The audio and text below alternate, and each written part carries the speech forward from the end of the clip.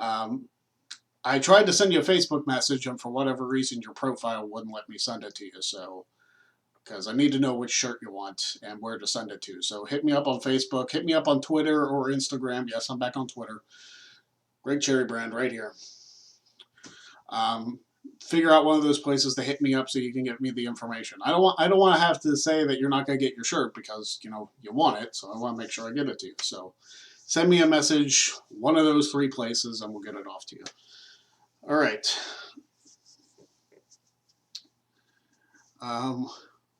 One spin for everyone. Yeah, Ken, like I said, I just want to let you know. I mean, gee, would you rather have your spin now or would you want the end of the show? Just tell me. Because if it is your birthday tomorrow, then happy birthday a day early. I can get you that spin right off the bat so we can kick things off here. All right, now is good. Cool. So here we go.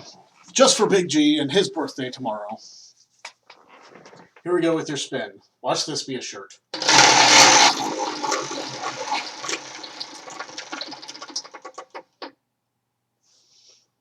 Well, it's a road story, but it's in between karaoke and entrance. I don't really do the road story thing anymore. So entrance or karaoke, take your pick. Which would you prefer?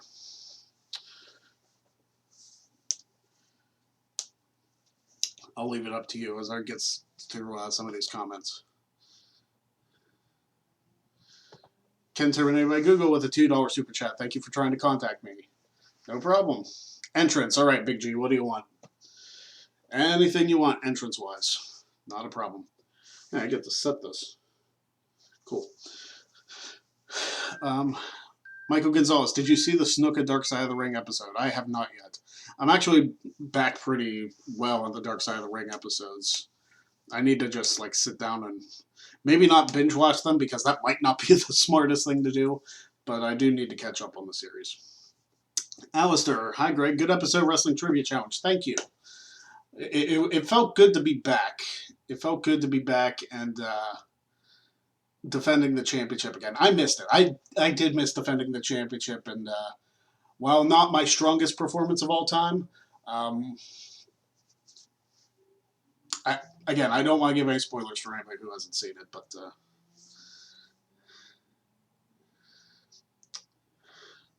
Adam Cole, okay. All right. Gotta turn it gold for Adam Cole, baby. All right.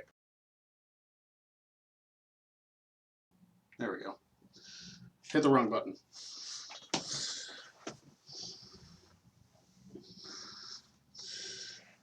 Okay, so, Alexa, make Man Cave gold. There we go.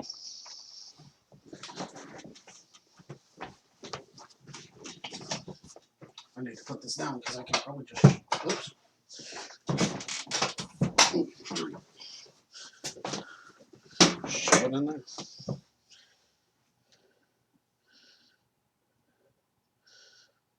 Okay. I don't remember if I have it in my music or I'll just find it on the Tubes of You.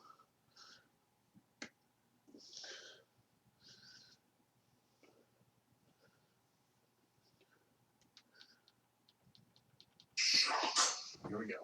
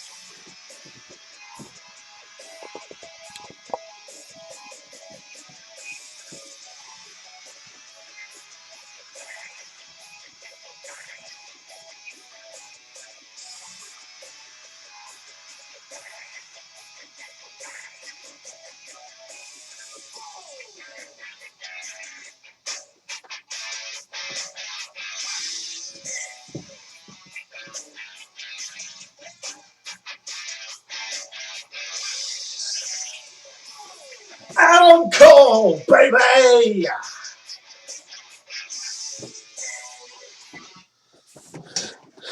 All right, there you go, Big G. Now let's get back to the comments. Whoa.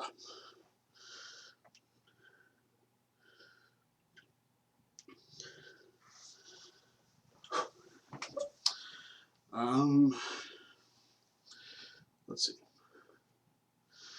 Ken with another $5 super chat. Sorry when I disagree with you. I just don't think Vince sees Shane as the top heel yet. The key word is yet. By the way, I'm green, new to Facebook.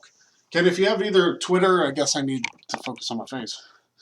Alexa, turn Man Cave green.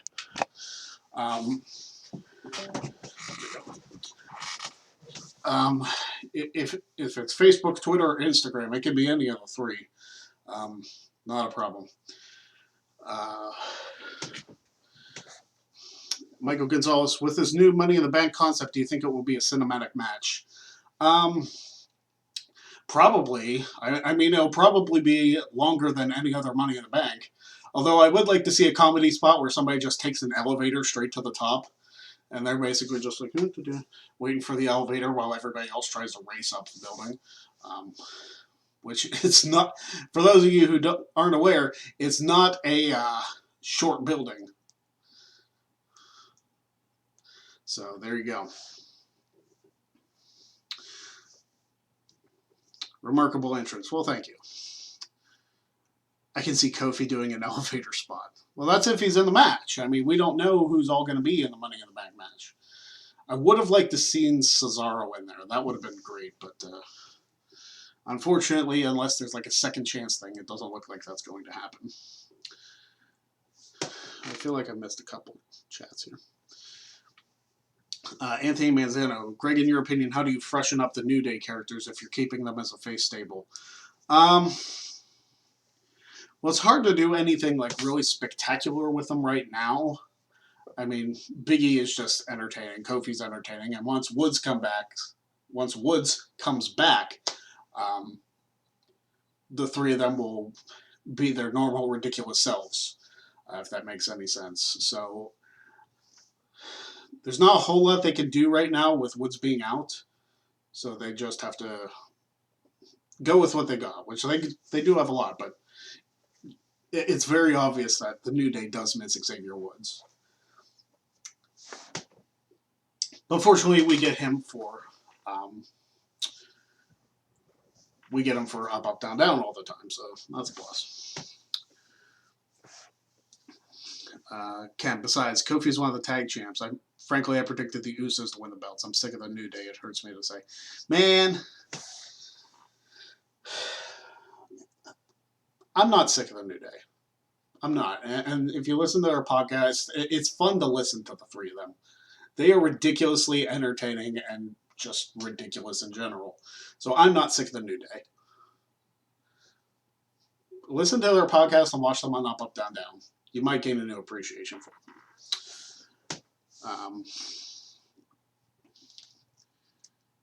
Michael Gonzalez. So is it the first one to make it to the roof wins, or they still have to climb the ladder? I think they're putting a ring on top of the building, and then putting the briefcase above the ring like it's a ladder match. But the starting spot for the match is on the ground floor of Titan Towers, which is a new way to do things. I'll give them that. It's innovative. So I'm not going to say it's going to be interesting because they're probably going to do that with both the men's and the women's. So we'll see if there's any duplicate spots in there. NXT wrestlers are released. Yes, I saw that. Was it Tino Sabatelli? I saw Tainara got released. And a couple others.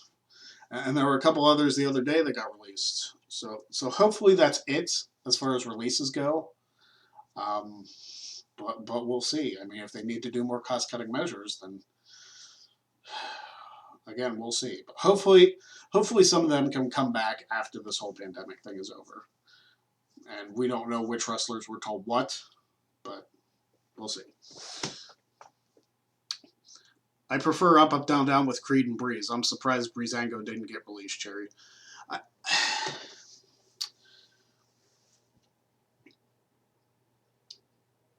I mean, Fandango's injured again, which, if the injury, and this is another lengthy injury, too, because he just came back, wrestled for a month, and then got like another year-long injury.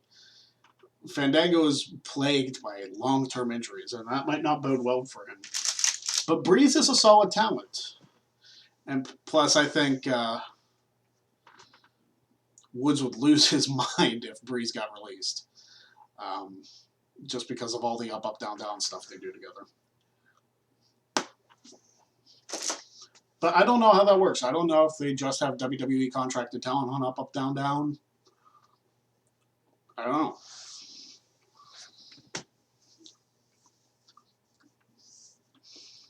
You think their comedy shtick is getting stale? I miss Edge and Christian, and they're more comical than New Day.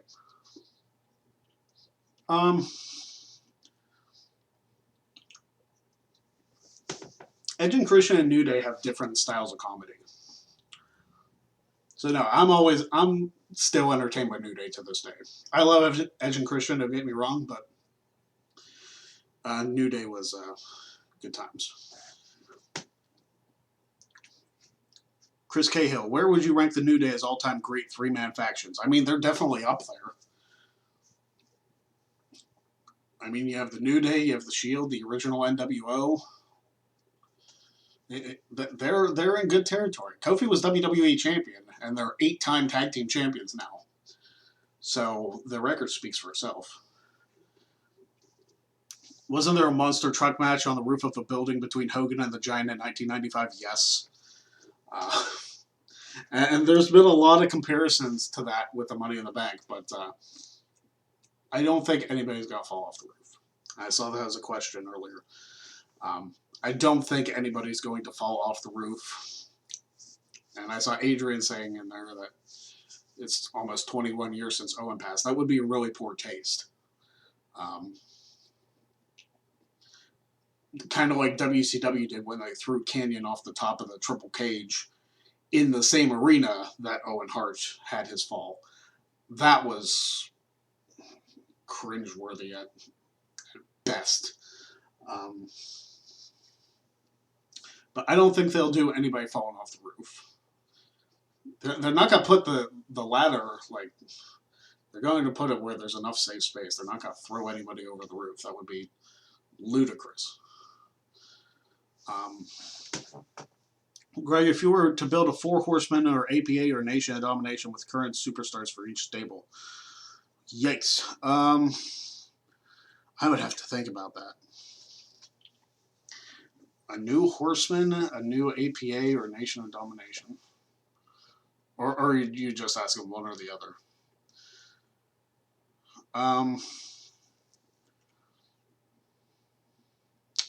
I'll get back to you on that, Anthony. Send that to my Twitter so I can have more time to think. Big G, favorite match of the year so far? The Royal Rumble match this year. And yeah, I'm biased because I'm a Royal Rumble guy, but think of all that happened. You had that whole build-up with McIntyre winning. You had Edge returning. And it was just such an amazing atmosphere to watch. So I would give it to the 2020 Rumble. I really don't think anything else WWE-wise has stepped up. And I haven't watched enough AEW to rank something above it. So there you go.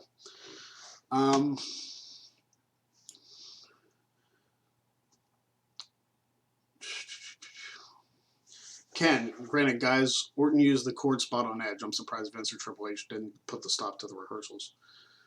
Yeah, I don't know about that one. Let's see. Ken, better question is, what's the best match that didn't include a crowd? As far as WrestleMania goes, because that's probably where I would have to put the best matches without a crowd. The Triple Threat Ladder match at Mania and the SmackDown Women's title match I would put there.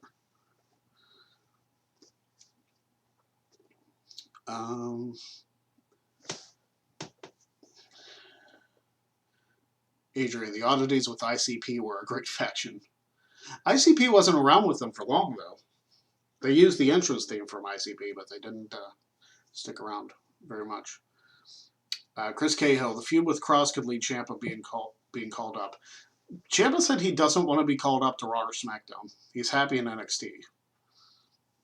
He mentioned his body can't really take the grind of the Raw and SmackDown tours, which granted they're not going on right now, but when they do, his body probably couldn't hold up from that. So him being in NXT is a big help. Cherry, I'm surprised that Rob Weiss is not a fan of the Royal Rumble match itself. Well, he's wrong.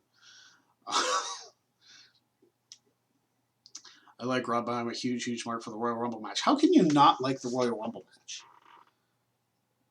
I mean, I would love to hear his argument.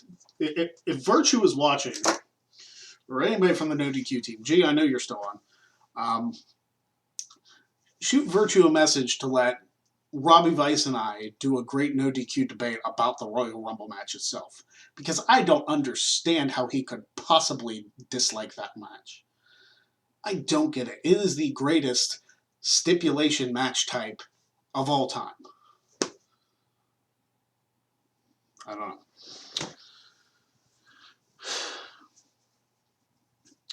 It might have been for like some WWE interview. I don't remember where it came from, Ken.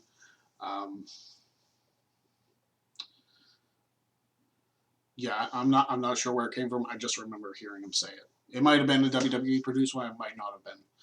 I can't remember offhand.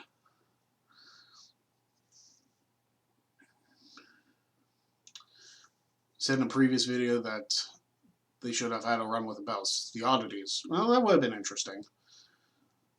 But they were pretty content keeping the tag team titles on the New Age Outlaws during that time frame. Chris Cahill, what are your thoughts on the 2001 Survivor Series? I watched it the other night. I thought it was entertaining for the most part. It had its moments. The main event was probably the best part. And I'm always a sucker for Battle Royals. Edge and Test was decent. Not a whole lot. Not a whole lot else on that card to speak of that I can recall. The women's title match was just kind of there. Trish won her first one, but she got far better in the ring after 2001.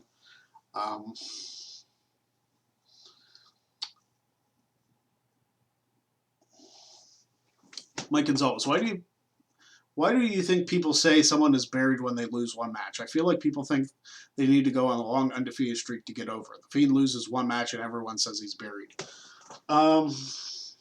That drives me nuts too, honestly. Why somebody is like, oh my goodness, Goldberg buried the Fiend. It's like, well, he's going back for the Universal Championship against Braun.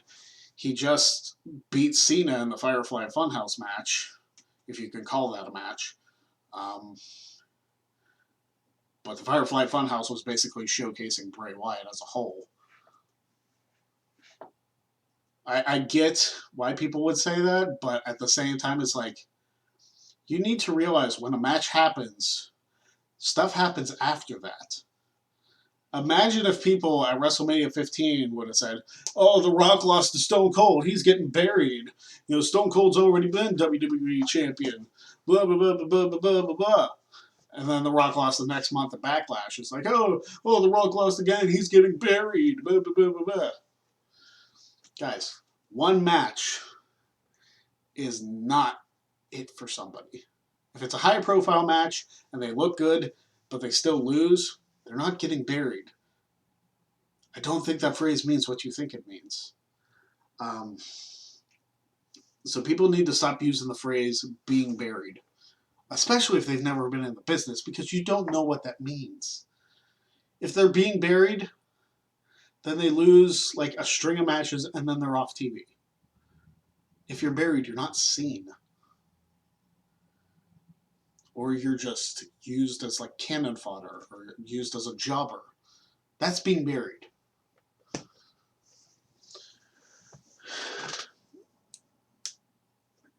Let's see. WWE Toys Hunts Paz. What do you think of the Money in the Bank match? I'm interested. And Big G, I'll get to yours in a second. I'm interested to see how they shoot it. Because it's probably going to be another cinematic-like match. Which actually might be very entertaining for the Money in the Bank. So I'm interested to see how they do it, because they'll have to do it twice if they're doing that the same way for the men and for the women. But it makes you wonder if the entire pay-per-view is going to be held on top of the building. If I were them, I'd probably like put something over the ring in case it rains. So if it's like pouring down rain, they can still have their moment without, getting wet. Second favorite stipulation match. I said the Royal Rumble was my first.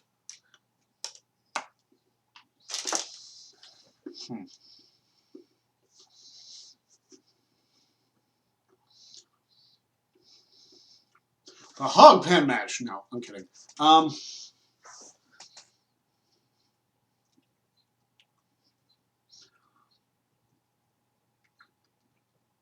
2 out of 3 falls. 3 stages of hell, whatever you want to call it. It seems to really bring definitive ends to a feud. You have your street fights, you have your last man standing matches. And I've gone on rants about last man standing matches before. But 2 out of 3 falls is definitive for the most part. Very rarely do you see a 2 out of 3 falls match end with no winner. I mean, the Rockers technically won the Tag Team Championships from the Hart Foundation in a 2 out of 3 falls match. But because the ring broke, they never showed the clip. So they kind of got screwed. But I'd say 2 out of 3 falls. The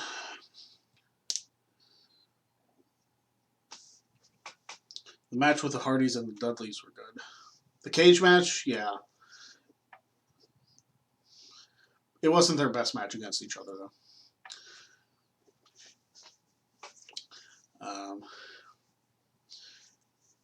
Let's see. Ken, well, I was super upset when Ricochet lost to that guy who's the 24/7 champion, Riddick Moss. Sorry, I'm not good at remembering new names. Aleister Black is another example when he lost to AJ in that handicap match. You can't say Aleister Black is buried after he beat 2 guys and then lost to a third. How is that being buried? That's a terrible example. Because you go through 2 matches beating 2 high-quality competitors. And then you lose to one of the best wrestlers in the world right now. After you've done that, that's not being buried. Not at all. Terrible example.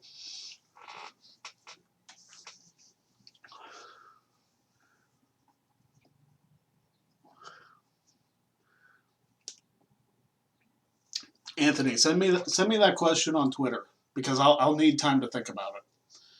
Because I can't like give an answer to that question about the Horsemen or the Nation of Domination or whatever without like studying it and thinking who would really be perfect.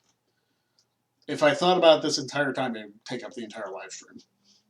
It's a good question, and that's why I need the time to think about it. So hit me up on Twitter or Instagram at Greg Cherrybrand. Send me the question. I'll give you an answer. Because right now, in the heat of the moment, I don't really have an answer for you right now. I'd have to actually sit down and give it some serious thought.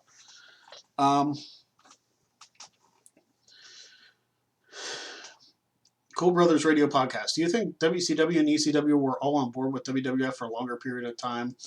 It would have affected the building up of Cena, Orton, Batista, and Lesnar later on from OVW? I doubt it, because if they continued the WCW, ECW storyline until WrestleMania, then you would have had all those debuts the night after WrestleMania or shortly after anyway.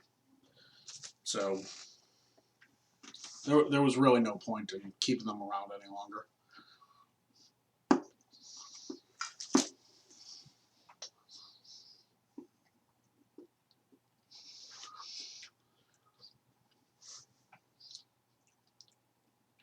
Greg, what was the best heel versus heel match that you watched in WWE?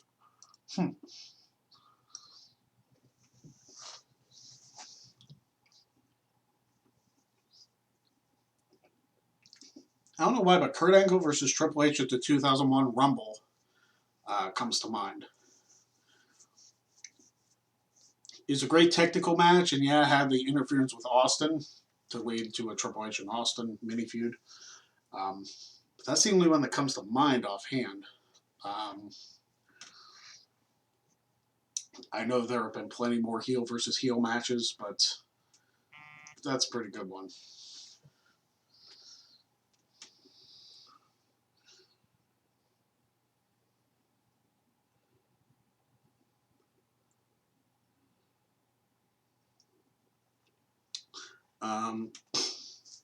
I love HBK and Martel at SummerSlam 92. SummerSlam 92 is one that I have to watch the entire way through again. I haven't watched that since I was a kid, so I would have to go back and watch through that again. I'm going to make it a point to watch like some of the earlier SummerSlams and WrestleManias. Really, all the older pay-per-views, like pre-93. Well, actually, probably pre-95. I'm going to make it a point to watch all those. And why don't they do heels versus heels anymore? Because there aren't really good. There aren't too many good heels that people get invested in anymore. And because they feel like they just have to book babyface against heel or babyface against babyface, they're like, oh, heel versus heel doesn't work. If it's two good heels, it could work.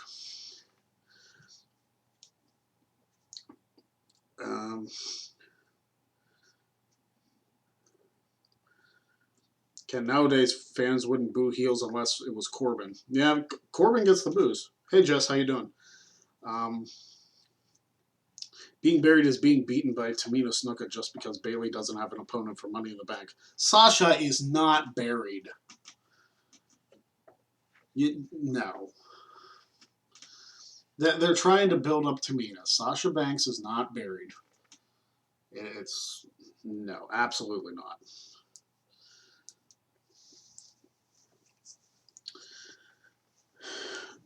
Michael Gonzalez, what's your favorite 2 out of 3 Falls match? Mine is HBK versus Triple H from Armageddon 2002. Definitely a good one. Definitely a good one. Austin versus Triple H at No Way Out is pretty good.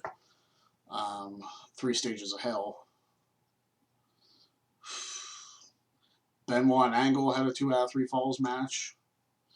Daniel Bryan and Sheamus had a good 2 out of 3 Falls match. Adam Cole and Johnny Gargano had 2 fantastic 2 out of 3 Falls matches. So take your pick from any of those. Cherry, on WWE Champions, do I have to evolve my superstars? That's what I feel like I have to do on the career mode or daily challenges. What league are you in? Because that might help me. And if you're going to evolve people, I would wait till like the coin/evo events that we like to call them as, the coin/evolve events, where if you evolve a superstar, you actually get more points than you would if you did it not during an event. So what are you talking about exactly?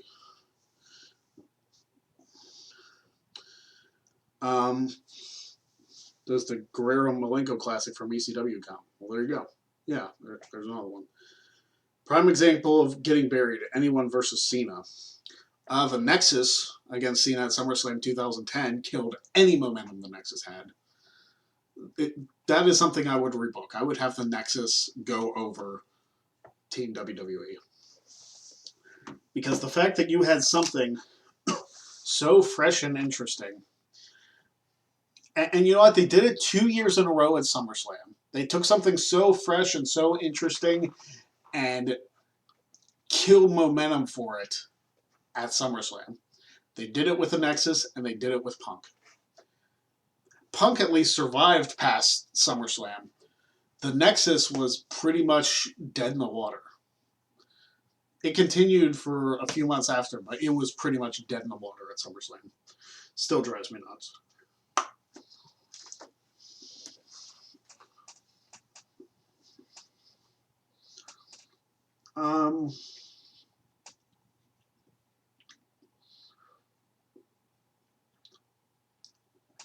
Anthony, Greg, how do you build the perfect feud with two superstars on the current roster that the feud would end with an Iron Man match? I do it with Sasha and Bayley. Make them go again. Have that slow burn feud go between Sasha and Bayley. Have them fight each other at SummerSlam. Have Sasha win the championship. Have Bayley chase for a couple months. And then maybe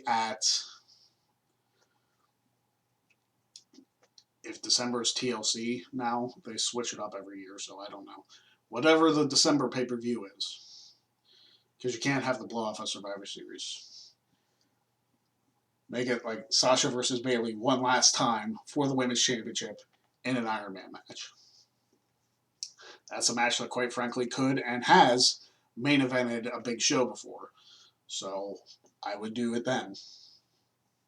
They can pull it off.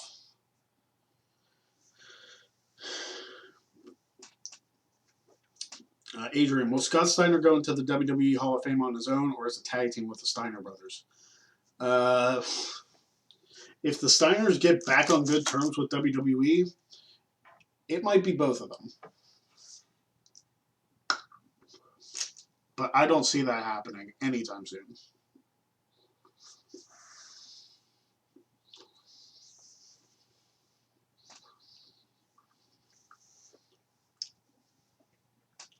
I hate to say it, but that might be like a after Steiner dies induction.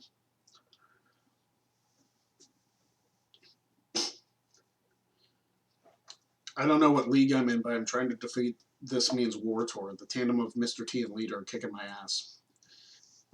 Is that the one? Who's your strongest female superstar on your roster? Like, are they 4-star? Are they 3-star? I actually, right before WTC went live yesterday, I was trying with 6. I wasted about 200 health packs trying to beat the Godfather with 6. And I did eventually do it, but it was a pain in the ass. And you can check what league you're in. I'll tell you how to do it, Ken. If you go on like the home screen, oh, my faction went up a tier, cool. If you go on the home screen, it should be able to tell you what league you're in. See, I don't know if you can see this right now. Quit. But I'm in, hold on. Here, take a picture.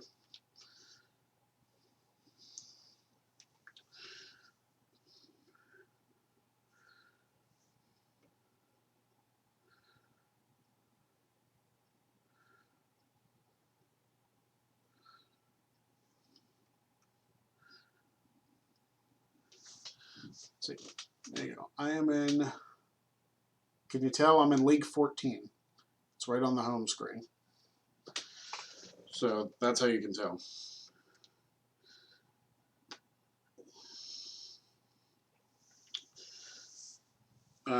Greg, are the Nasty Boys in the Hall of Fame yet? I don't think so. No. Greg, if you had the chance to bring back pay-per-views, one from ECW and one from WCW, what would they be? Mine are December to Dismember. Why? And Halloween Havoc. I would bring back World War III. Again, sucker for Battle Royals. And for ECW,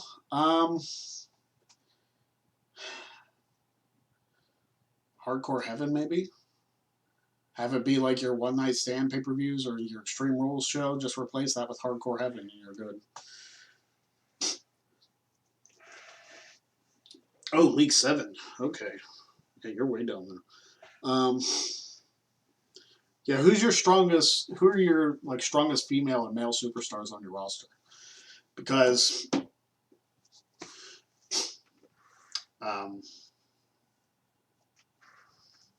How about Heatwave 99? Yeah, just for the Dudley's promo.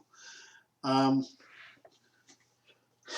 yeah, because depending on who your top male and female superstars are,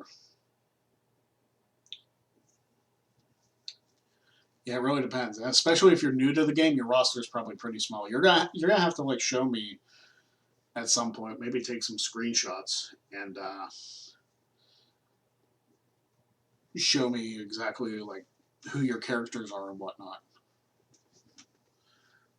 Because it sounds like you're relatively new to the game, and you might have got in like just before they started the leagues thing. Because they just started that about a month ago.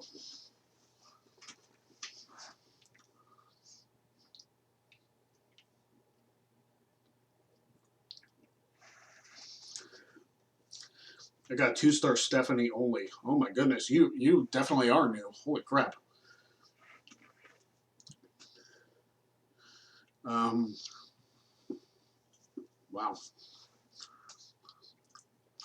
Being the fact that you are so new, I don't know if I would buy a pack because that's how they get you. They act like you have a chance to get these 4-star superstars, and I have done it, but it's pretty unlikely. But if your roster is not that deep, then maybe to get you ahead, it wouldn't be the worst idea.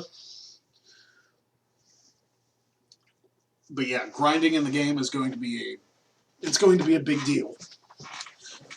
How much of the road part have you completed? Because you can get like a lot of tokens and coins and stuff in that.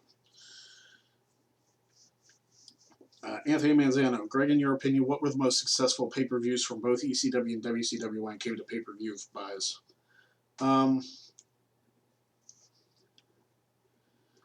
ECW, probably Barely Legal, which Jeff and I just reviewed for Wrestling Rewind, if you want to go check that out. And WCW, I'm almost 99% sure that was Starrcade 97.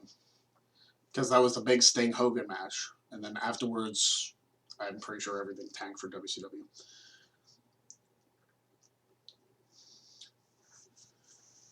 Alright, so. And so. I tried to turn my computer, but my thing's up there. If you haven't had the opportunity, I'll move that over there because that's what we got last time. Spin the wheel. Spin the wheel, make a deal. There's no coal miner's glove on here, so you definitely get better things. $10 super chat. Or more. Get you a spin. I figured I'd plug that. Greg, you should put out a tournament for the Wrestling Trivia Challenge Championship contender match using your fans in the chat room. A 16-man bracket tournament, building the winner up to face me. We've done a tournament before. We actually have. So it's on this channel. It's not on the new channel. But it would be interesting to do Wrestling Trivia Challenge every week. Every other week I have a defense, and every other week we have...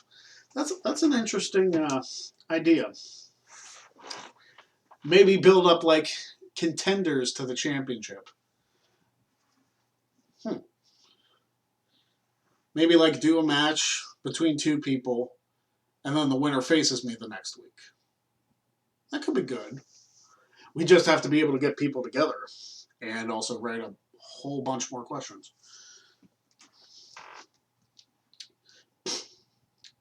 Yeah, we did do that. Yeah, we did do the 16-man tournament, which was eventually won. Jeff lost in the finals, and it was won by Mark. If you remember, it took me to overtime, and ultimately I was glad that I got the first question in that round and not the second one. Although I got the second one right.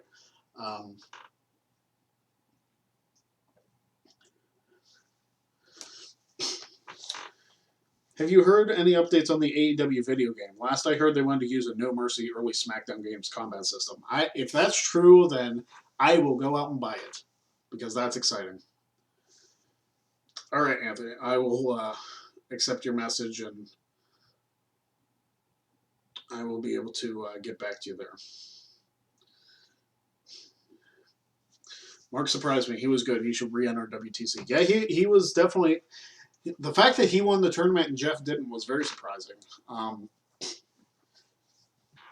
Not that he shouldn't have won, because he beat 2 champions along the way to get to me. So I knew it was going to be a tough challenge, and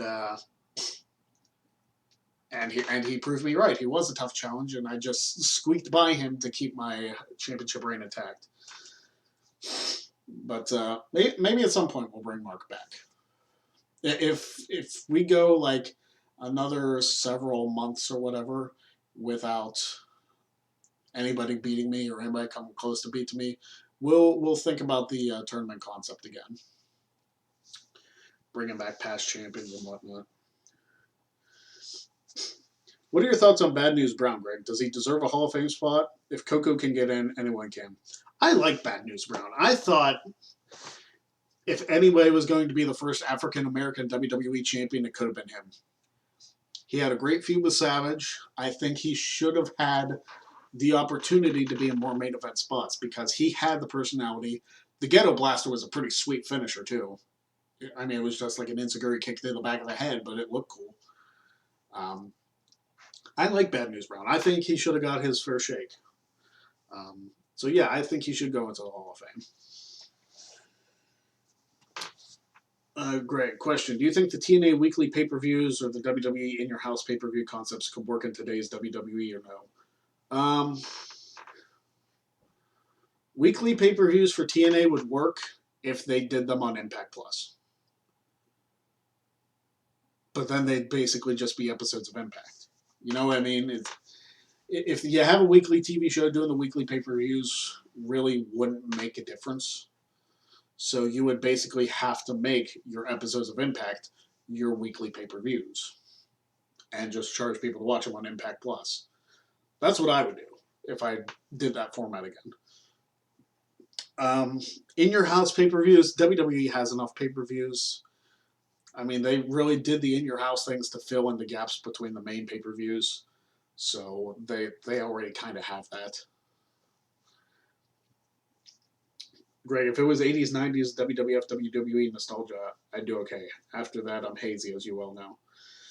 You know what? There are many gaps that every wrestling fan has. Like, Jeff has gaps. I have gaps.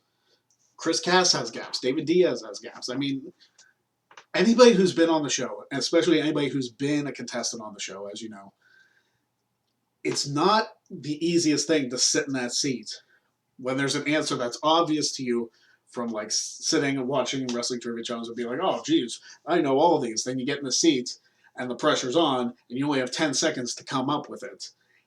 It's a different animal. So anybody who watches Wrestling Trivia Challenge and thinks, oh, I can do that, it's not as easy as it looks. And I know I've been champion for over 2 years. But the fact is, I get nervous every time I get ready to answer questions because I don't know what's coming to me. It could be 10 questions that are completely out of my wheelhouse. And Travis Fame is trying to make sure that happens. Yeah, my best friend is trying to get me to try and stump me some more, but it might not work for him. We'll see. But yeah, Wrestling Trivia Challenge is tough. And it's always intense. And I always take a little bit of pride defending the championship because I treat every challenger as if they are like a Jeff Meacham or a Chris Cass. And I know that if I screw up or leave an opening, that it gives them the opportunity to take over, take the lead, and potentially beat me. I can't look at it like, oh, hey, here's another scrub, and I'm just going to wipe the floor with him. I may have that mindset like before the tapings, but like at the tapings, it's like, okay, actually get down and get serious. Because if this guy's another Jeff or Chris or David, and he comes out and wipes the floor with me, you're going to look embarrassed talking any trash. So there you go. Noah Foster's in the house. What's up, Noah?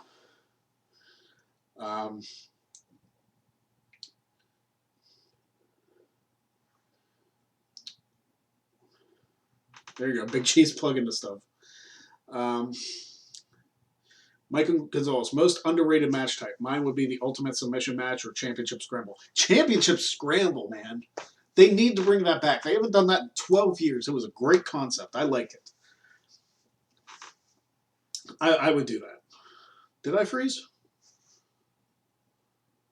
No, I'm still going. Okay.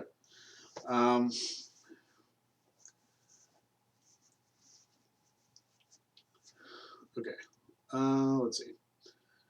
Yeah, Noah's been in the trivia tournament, so he knows what's on. If I watched another video, I'd know the answer within a few seconds. Yeah, it's a rough trivia challenge. Is rough. It's easier when you're on the other side of the screen, but when you're in the heat of the moment, it gets tough. Greg, choose your favorite submission of a current superstar and a Hall of Fame superstar. Bank statement for Sasha Banks, and Hall of Fame superstar figure 4 leg lock. There you go. Greg, I froze in WTC. Your mind goes blank. Oh, yeah. It does sometimes. I mean, if you watch yesterday's episode, there was a question about what city did Andre the Giant win the championship in? And Jeff and I literally just watched that match back 2 months ago. And it frustrated me to no end that I could not remember the city it happened in. Because it's like, we just watched this. I know, we talked about it. We talked about it in, like, we had like a 2-minute discussion on what city it was in, and I completely forgot. I'm glad I at least had the right area of the country, but stuff like that is frustrating. So I get it. What up, Converse Craig? How you doing? Best gimmick match: ECW, WWE, WCW, TNA. ECW. I don't really know. I haven't watched enough ECW to really answer that. WWE's best gimmick match was the Royal Rumble. WCW's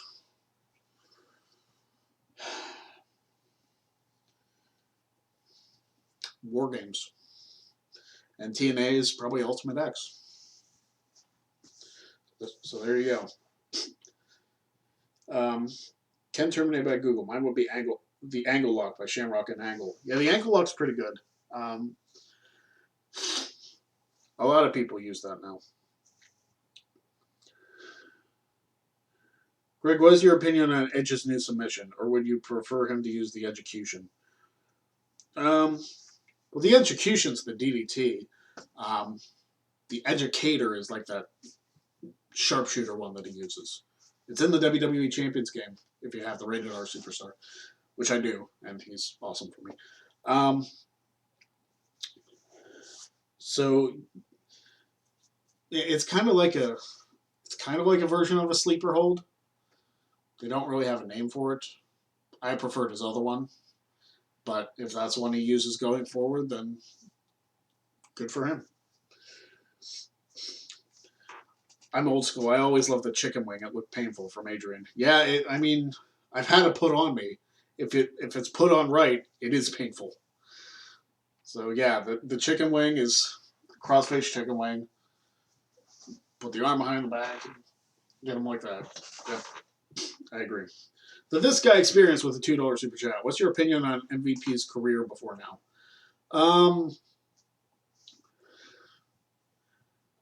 I always liked MVP. I thought he legitimately had a good shot to become like a top tier player, past being United States champion and tag team champion. I thought he had a shot to be in the WWE Championship picture, but some people might not have agreed. I don't know. Most underrated Royal Rumble match. Who?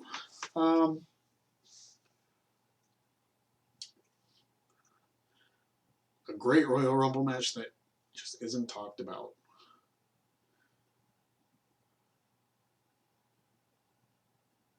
'18 men's might be seriously underrated. That was a good one.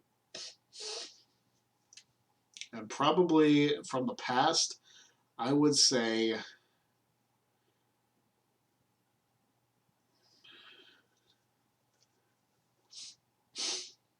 Jeez. There's so many good Rumble matches. I'm trying to think offhand.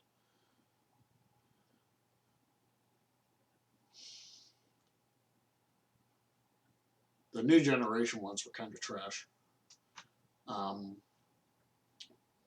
98 was solid. 2009 is underrated too. That was a good one.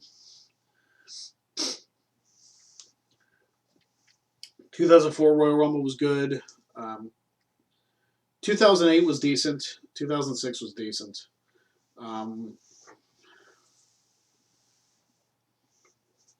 I like the Rumble where Austin came through the crowd to eliminate Mark Merrow. 98, that one was. Yeah, there's so many good Rumble matches. My top 5 are 92, 01, 04, 07, and 98. Not necessarily in that order. But 2018 is definitely a contender, the men's one. Favorite last man standing match? Whew. And I went on a rant about last man standing matches also. Last man standing match. Shawn Michaels and Triple H from the 2004 Rumble was a good one. Edge and John Cena in 2009 was a good one. Triple H and Orton from No Mercy 2007 was a good one.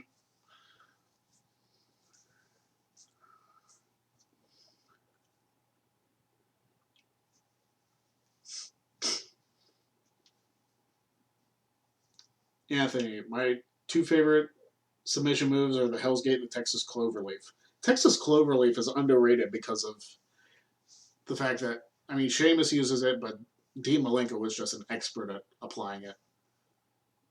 Man, Malenko was just so good. So incredibly good. How about Dean Ambrose versus Kevin Owens match? Their last man standing match was good. Like I said, last man standing matches are kind of hard to do. And Orton and Edge proved that without a crowd, last man standing matches are basically a lot of rest.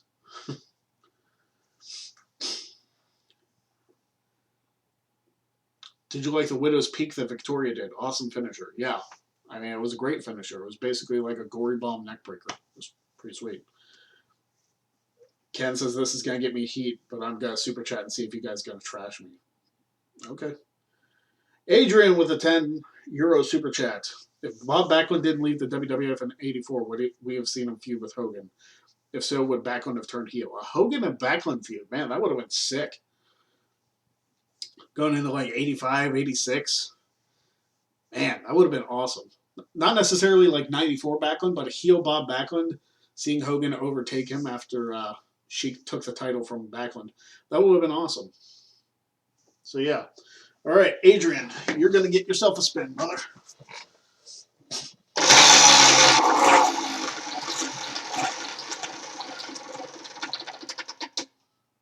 Karaoke, okay.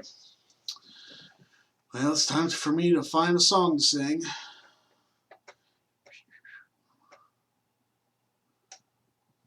Let's see what I got. This karaoke song. All right. Oh, not that one. Okay, I need to change my name.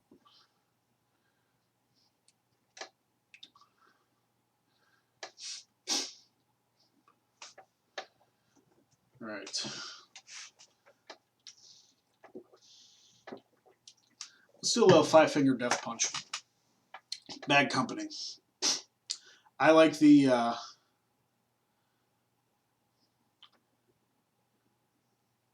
I prefer the Bad Company version, but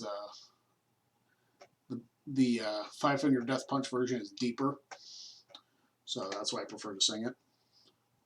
So let me make sure my volume's turned up here so you guys can hear it, and we'll see how this goes.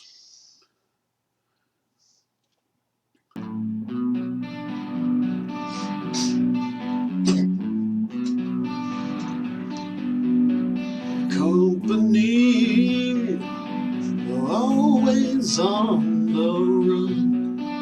It's still destiny, always the rising sun. Oh, too high. I was born, a shotgun in my hands. Behind the gun, I'll make my final stand. Yeah, that's why they call me Bad Company. I can't deny.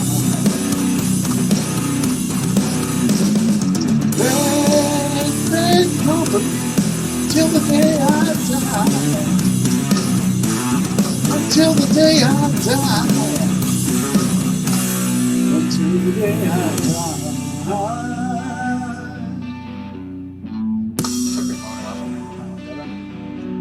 Rebel souls, deserters weeping fall. Shows the gun, threw away the sun.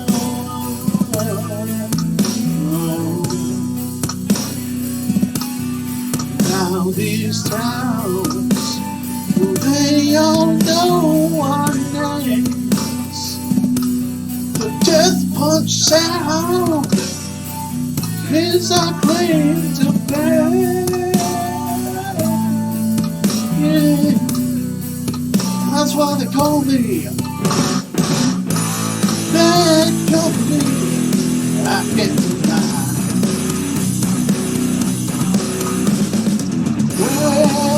Bad Company till the day I die. Until the day I die.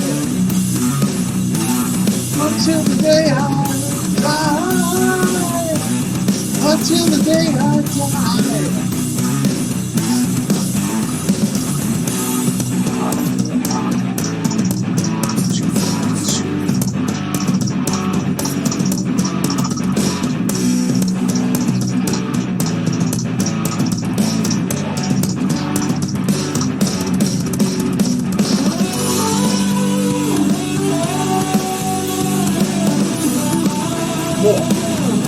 It's not going to be way easier on the obviously than it's not.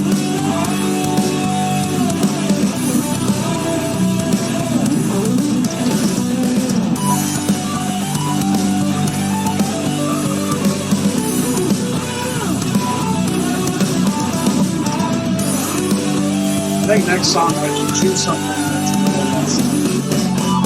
I have to do something, so I'll try to do it on those if I get karaoke again with Ken's, but we'll see.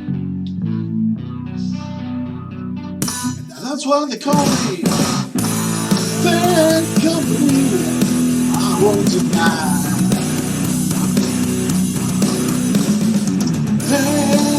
Bad Company till the day I die. Bad Company, I won't deny.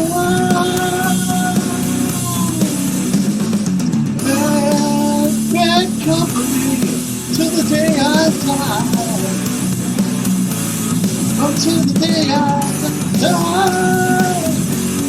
Until the day I die. Until the day I die. Until the day I die. So there you go.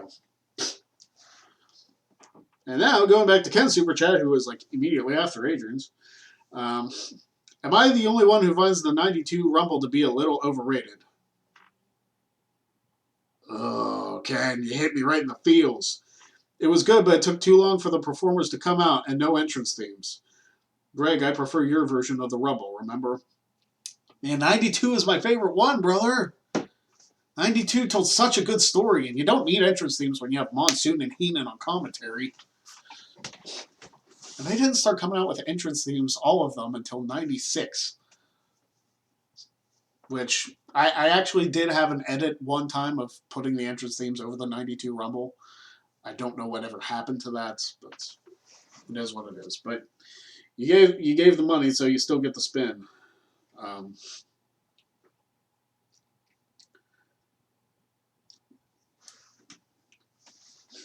It's been a long time, but I don't know what happened to that. I do remember it, but all right. Relic 2117. Bobby Heenan made that Rumble. He absolutely did. I love Bobby Heenan so much. All right, so here's Ken's spin. Let's see what you get.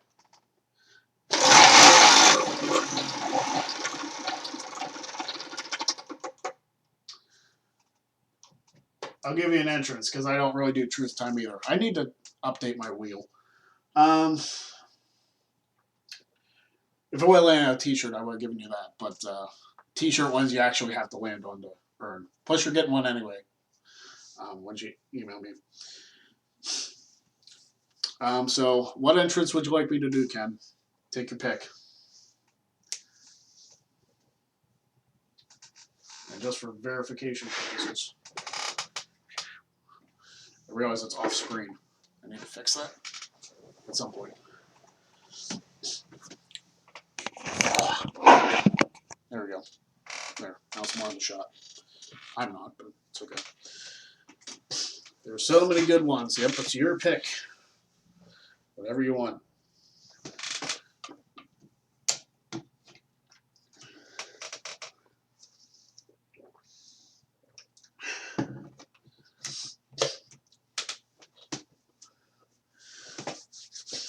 Yeah, I wait to see how good you think my entrance skill is.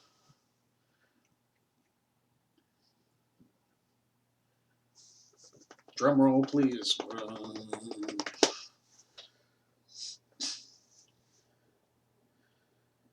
Since we talked about ECW, can you do Sandman? I do not have a can, so I can't really do that one.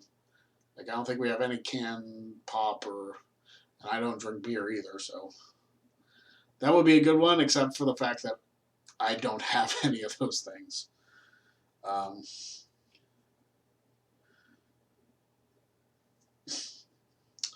Who do you think is the greatest world champion in WWE history? For me, it's either Bret Hart or John Cena. Kind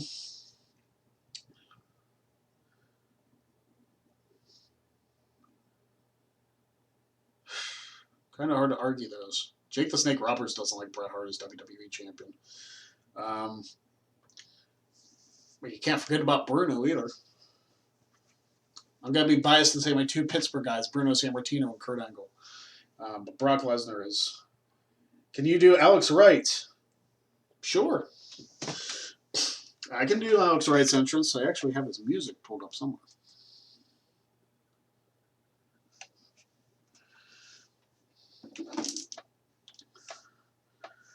Let me see. Wrestling themes. Alex Wright. There you go. Right there. All right. Here we go.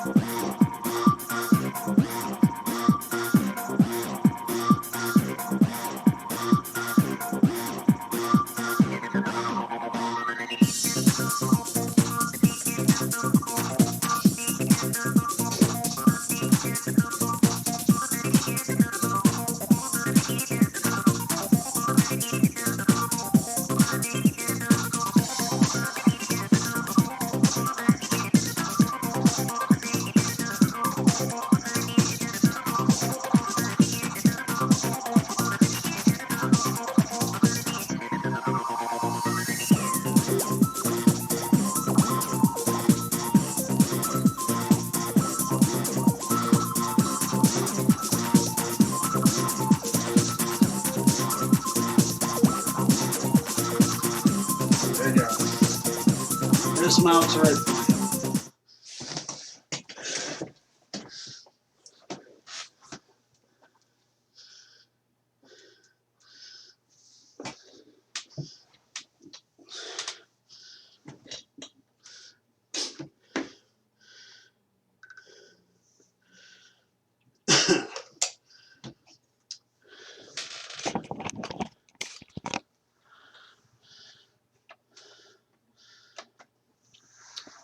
Ugh. The Alex Wright intro is fun for me, so I like that.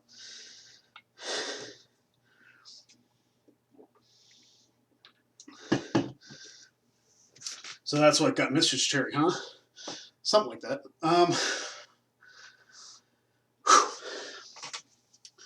So there you go. I mean, you get the entrances. The entrances, for me, are the most fun part of the live streams. That's why I like doing them. My heart's racing right now, but it's okay.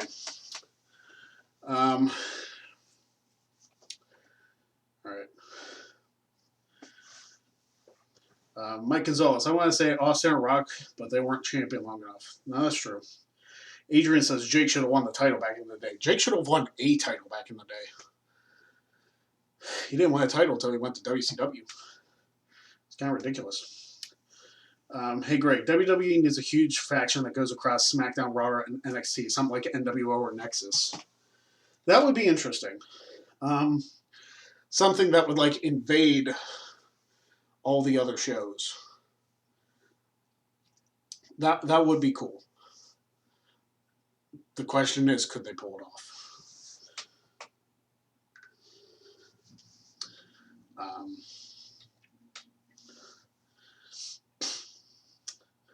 Anthony Manzano, in your opinion, do you think Stone Cold Steve Austin's character in the Attitude Era would have worked as a leader of a faction?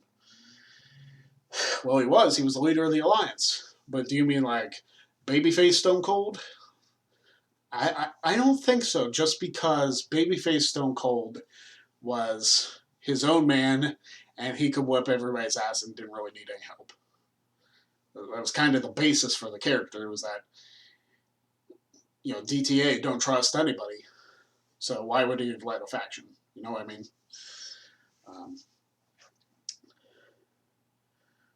Do you think Randy Orton is a top 10, maybe top 5 in-ring worker ever? Possibly.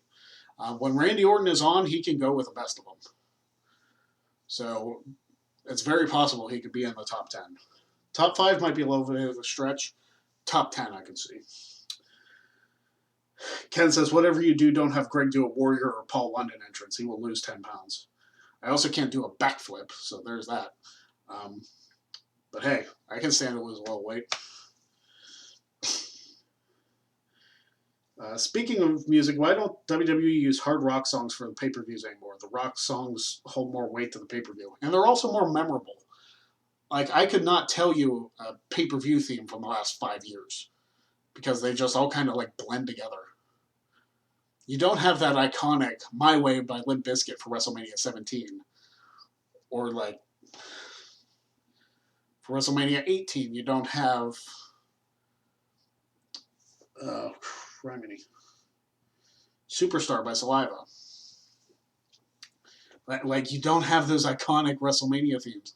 Like, the WrestleMania themes the last couple of years are kind of blended together. Last WrestleMania theme I remember was freaking Invincible by Machine Gun Kelly. That's only because I was there. That's why I remember it. Adrian, I was never a fan of Stone Cold growing up. Even to this day, I'm not a fan. Huh, why not?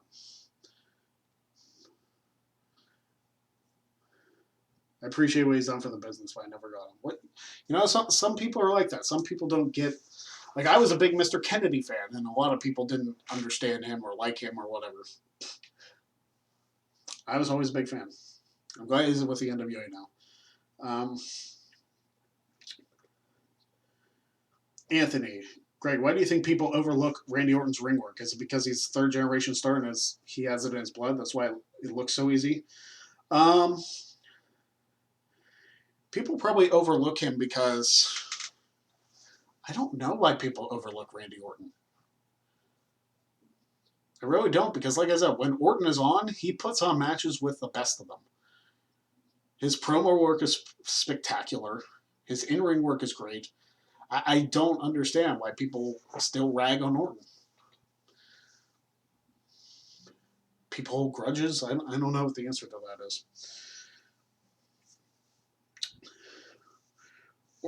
Ken says Orton's work is not for a lot of people because he works at a slower, plodding pace, but it fits his Viper character. Yeah, working slow and working psychologically is actually a very good style of working. if you're one of those people that all you want are like high spots or stuff, then yeah, Orton's not going to be your guy. And he was never going to be your guy if that's the only type of ring work you're looking for. Go to AEW. The Young Bucks are right there, if that's what you like.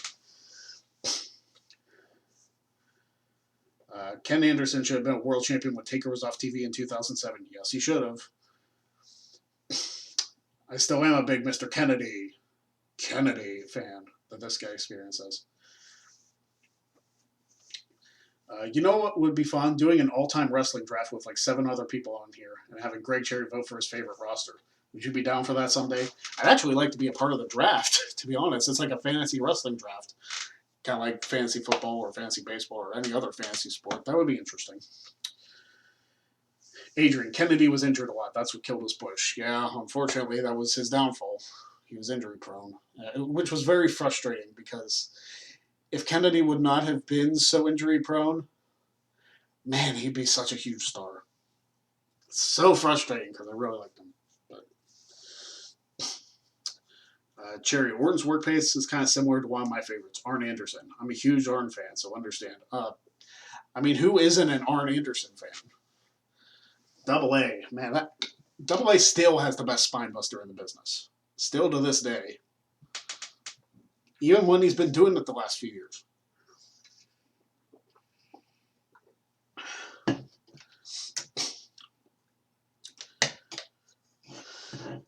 All right, I'm all hydrated up if you guys want to make me do another entrance. All ifs, buts, and maybes with him. Yeah, I mean, the consolation was he became TNA World Champion twice. So, it's not like he didn't succeed somewhere. Eric Wade, Orton killed his push. Orton killed his career in WWE. Should Kennedy have protected his head a little better? Yeah, he did kind of drop him on the back of his neck. That was a little... Cherry, would you admit that Arn's Spinebuster is better than Triple H's? Yes.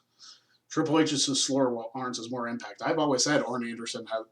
I mean, JR calls Triple H's Spinebuster, or he used to call it the Double A Spinebuster, but Arn's was so much better. Arn's was so much better than Triple H's. If you try to argue that somebody had a better Spinebuster than Arn Anderson, you would be wrong. Double A's has the best ever. Greg, here are my top wrestlers who were successful with that wrestling style. Orton, Raven, William Regal, Jake the Snake Roberts. I mean, that's a good class of people to be in. I mean, Raven's a former ECW champion, a former NWA World Champion. Regal probably should have been World Champion. Same with Jake. Slow wrestling and psychological wrestling are very underrated in this day and age. But it's very much needed.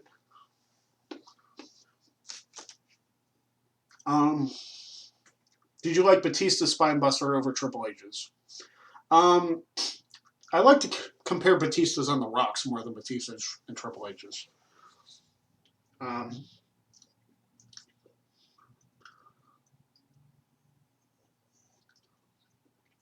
Give me one second.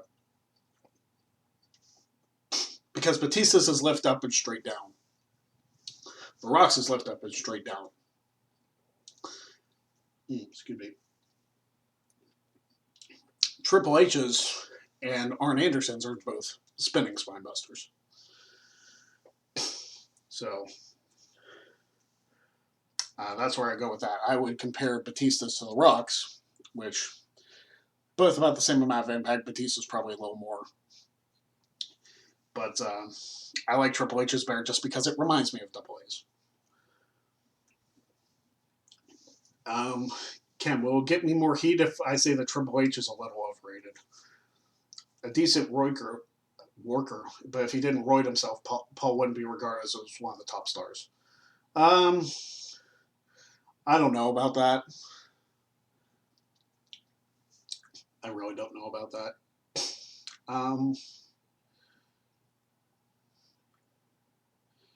Where would you put the Andersons, the Minnesota Wrecking Crew?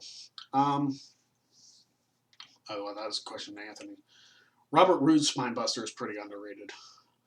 Yeah, I mean it's in the same. The Spain Spinebuster thing is still in the same category, but still, Double A's was the one who had the impact because he lifted him up, swung him, and slammed him right down. One fluid motion.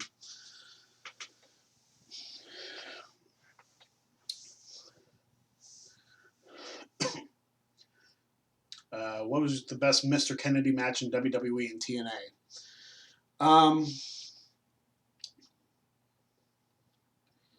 WWE would probably be.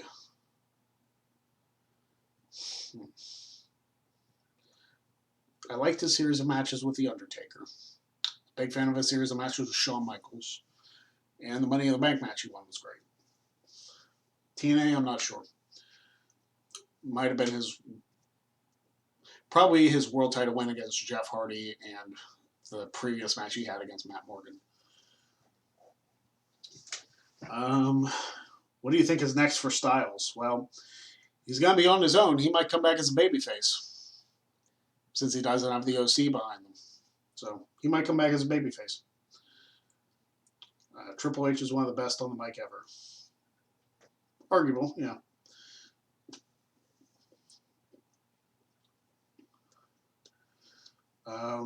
Would the Money in the Bank match count when Kennedy won the briefcase? Yeah, that counts.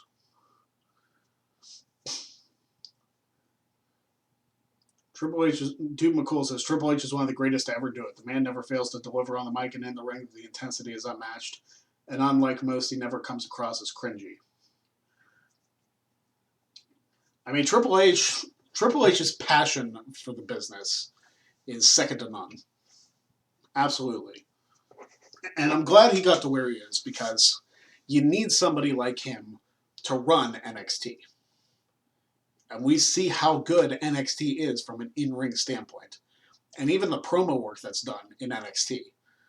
The characters matter, the stories matter, the wrestling matters in NXT. Raw or SmackDown doesn't feel like it has that much importance. NXT does. I'm just saying.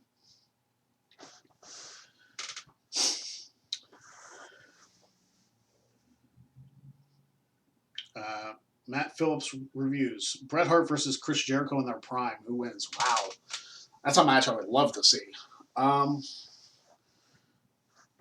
would do a babyface Bret Hart in like the mid-90s against... Man, which Jericho would I want to have him face? I would want him to face like King of the World Jericho. I'd say like 2008 Jericho, but I think I would rather him be like 2002 through 2003 Chris Jericho for that time frame. Because Jericho would talk so much trash, but Bret would be there to out-wrestle him every way. Man, that would have been so good.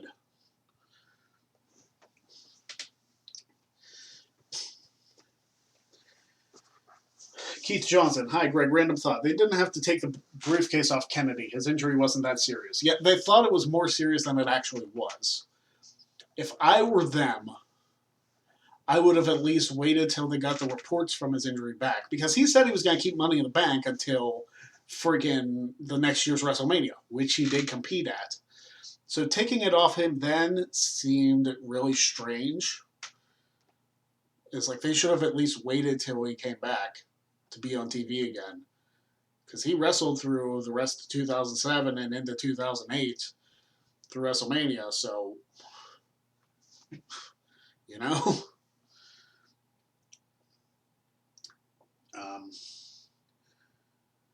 Anthony, Greg, when you look at the wrestlers on the current roster on NXT and NXT UK, that's not Randy Orton that's successful with a psychological style of wrestling. I'm not really sure what you're trying to say there.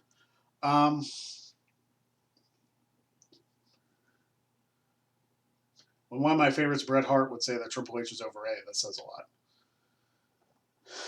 a lot. Okay.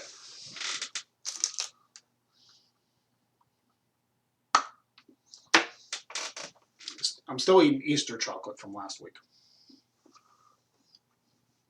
Just because it sounded good. So,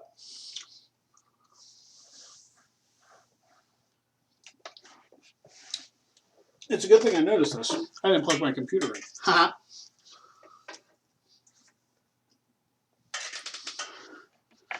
I didn't plug my computer in. Hee hee.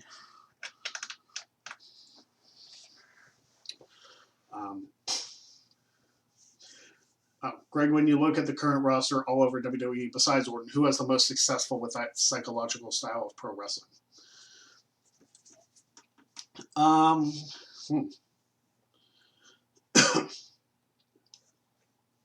Really, if you look at Gargano and Ciampa, they could be in that category. It's not the same exactly, but it's very storytelling driven. Adrian, remember Mason Ryan? Yeah, I called him British Batista. He's from Wales, but you know.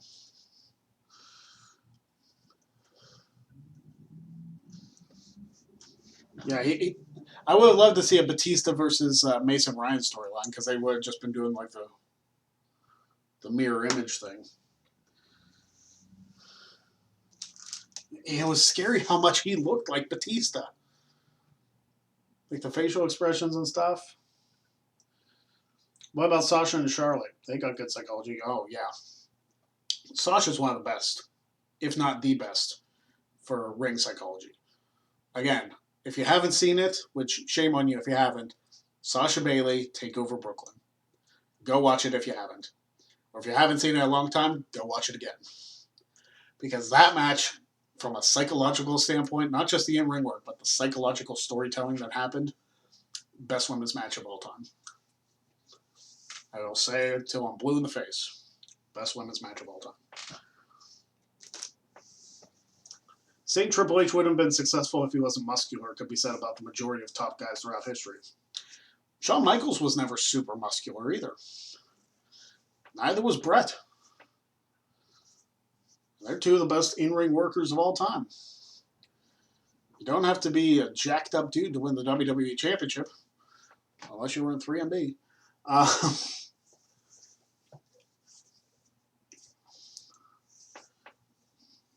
Anthony, Greg, who's your current and all-time women's crush? Lita and Rhea. Well, Sasha is my current. From the past, though, Christy Hemme.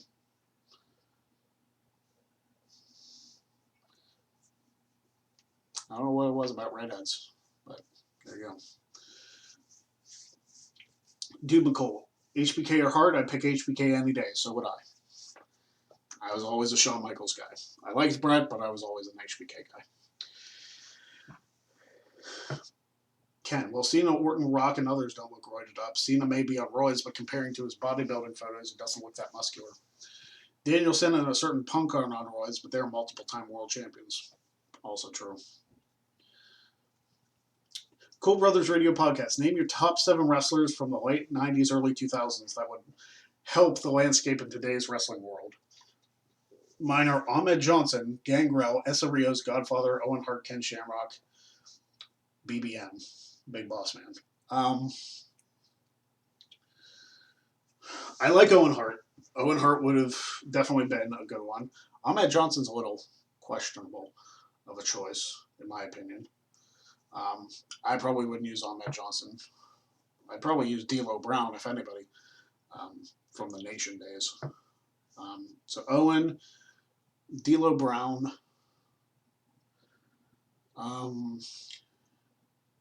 British Bulldog would be another one. Scott Hall, if he was clean. Definitely use Scott Hall. I'm going to throw Mr. Perfect in there. Mr. Perfect would be a good one. Who else? Because you have to remember, even if they were before this time frame, they still wrestled into this time frame. X-Pac would probably do pretty well. And maybe...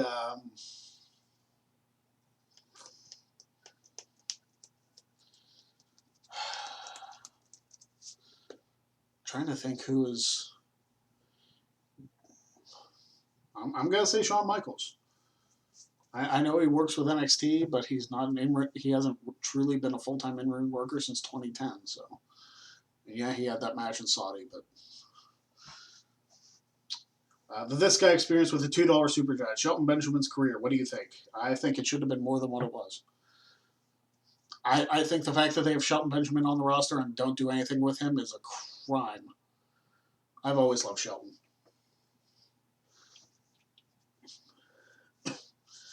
I think Shelton could have and probably should have been a world champion.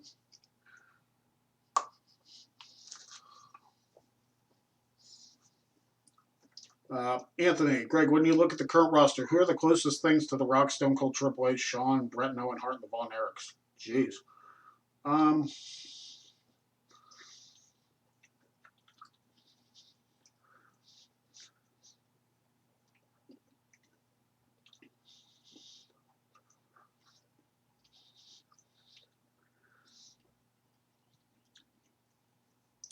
HBK versus Mr. Perfect King of the Ring 93. Shawn fought Crush at the King of the Ring 93. Because Mr. Perfect was in the King of the Ring tournament.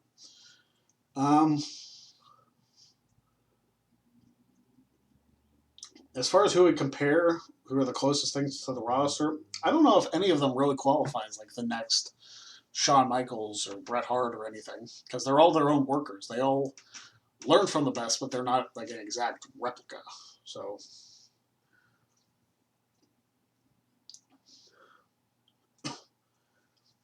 Doom McCool. Shelton's matches on Raw in 2004-2005 were a personal highlight from that time period for me. It's like I said, Shelton Benjamin, yeah, he was Intercontinental Champion, he was Tag Champion, U.S. Champion, but man, did he deserve to be World Champion. He should have got that push to the moon. The fact that he never got a main event push is garbage, quite frankly.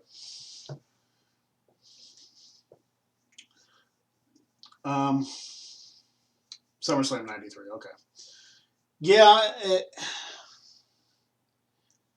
I don't know what the deal was there because Shawn and Mr. Perfect are two of the best in-ring workers of all time. So the fact that Shawn and Perfect couldn't have a classic like Bret and Perfect did 2 years prior, I don't know.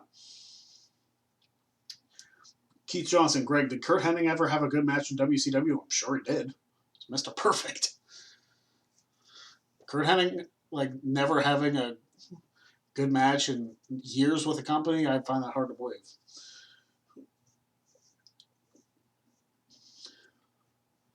I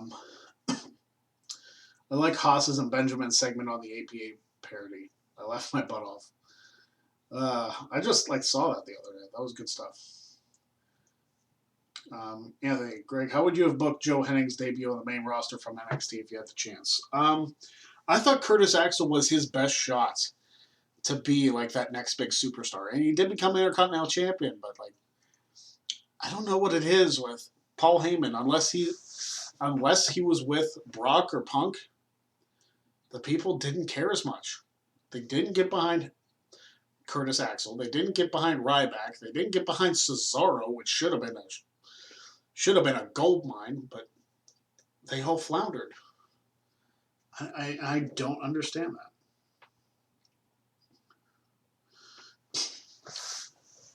Jermaine, which one is the best women's match? Sasha versus AJ Lee, Sasha versus Trish, or Sasha versus Michelle McCool? Sasha versus Trish is my dream match. The fact that they went face-to-face at the Royal Rumble a couple of years ago made me so happy. Because that is a match I would love to see. If you thought Trish and Charlotte knocked it out of the park, Sasha and Trish would... They might have a match better than Sasha Bailey. That's all I'm saying.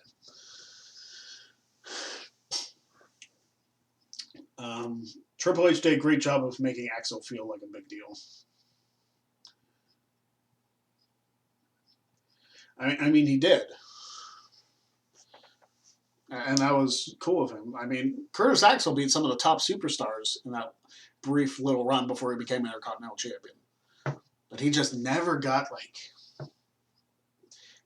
he's a great in-ring worker. He just never got his true due. Ken says Sasha's face-to-face with Trish at the first Rumble was fascinating. Man, I loved it.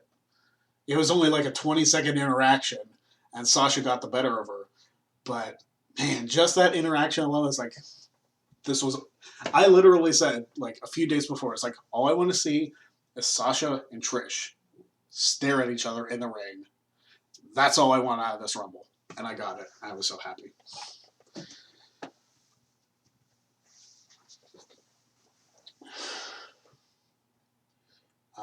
Yeah, but I like the Bret Kurt Hennig matches in WCW. They were decent.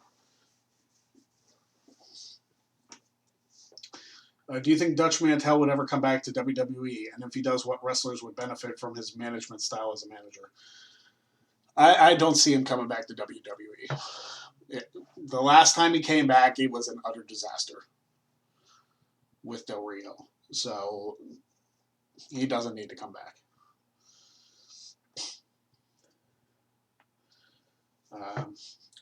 I don't know if you saw my comment about Hunter, but I'm not a fan of Triple H, but Paul is very giving.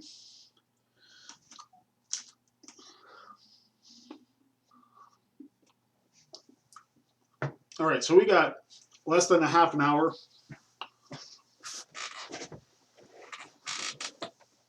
In the live stream to go.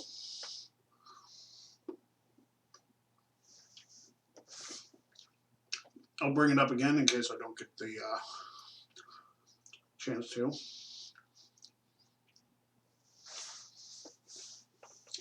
Excuse me. So, I just finished my chocolate, so now I can talk normally.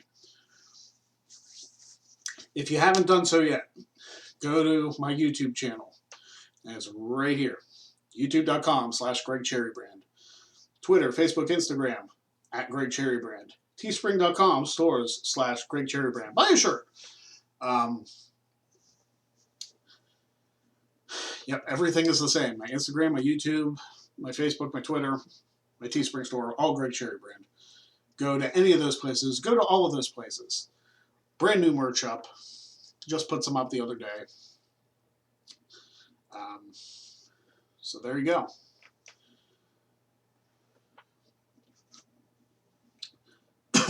But the YouTube channel has the latest episode of Wrestling Trivia Challenge. Subscribe to it. We'll be bringing you trivia matches every 2 weeks. Come hell or high water, they'll happen.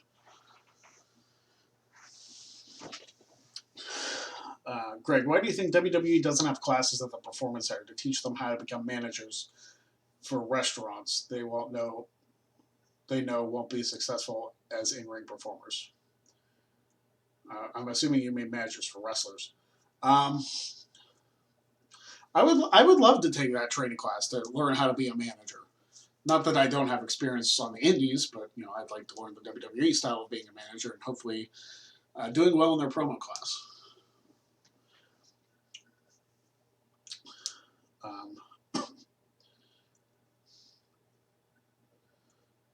Cool Brothers Radio Podcast. If they would have had the hardcore title back in the day, Hacksaw Jim Duggan, Jake the Snake, Bad News Brown, and Doink the Clown would have been champions.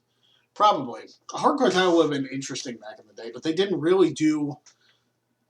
They were really focused on, technical wrestling back then. You didn't see as many matches that leaned on the hardcore side of things, using weapons. You had steel chairs come into play, but that was about it. You didn't have tables. You didn't have ladders. You didn't have barbed wire anything. You didn't have those bloody brawls in WWF. So, imagine throwing the hardcore title into something like that. And, trying to keep the kayfabe with that. It would have been very interesting. It's a unique concept. Would hardcore wrestling have worked in the early 90s WWF? We'll definitely never know because that's already passed. It's 30 years ago. But would it have worked? It's an interesting discussion topic. What about Haku? Well, if it was a shoot title, Haku would win them all. I've mentioned that before. Keith Johnson, what do you think of EC3's promos after being released? Well, they're very different. If you watch Battle of the Brands, which was like the day after all the mass releases happened, you saw EC3's promo on Randy Orton because of their like in-game storyline feud, and it was different to say the very least. I haven't seen any of the videos. I still haven't seen the Drake Maverick video. I saw like the first few seconds of it. I was like, I can't watch this right now because well, I'm working. Um, but yeah, I'm sure they were all very meaningful in their own way. Um, Anthony, who in your opinion would win a bare knuckle fight? Wade Barrett or Haku? Have in mind that Barrett was a bare knuckle fighter before he went to WWE. Barrett might have been a bare knuckle fighter, but Haku would probably just like rip his head off. So I'd probably still go with Haku. No disrespect to Barrett, but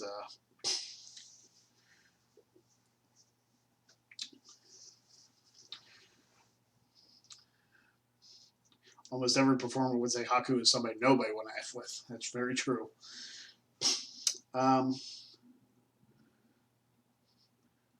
Wade Barrett versus Regal in a shoot would be sweet. That would be interesting. I'd stick him a headbutt and then end up getting concussed. Yeah, you don't want to headbutt Haku. It's a very bad decision.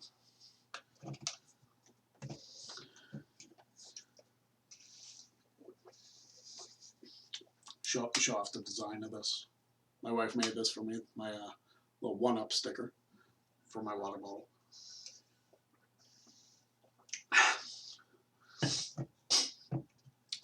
So we got 20 minutes left. Anybody want to give me a fancy entrance?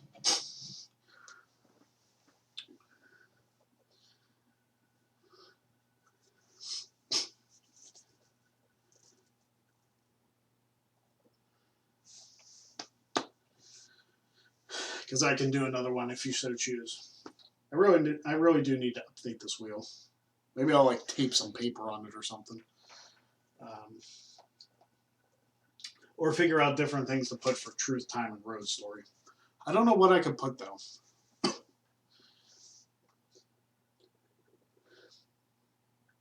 have a bed here. I could always do perform a move.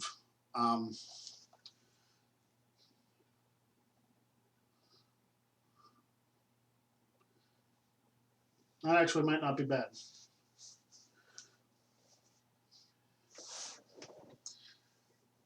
Yeah, Ken, if you're not back in 20 minutes, I'll probably be done.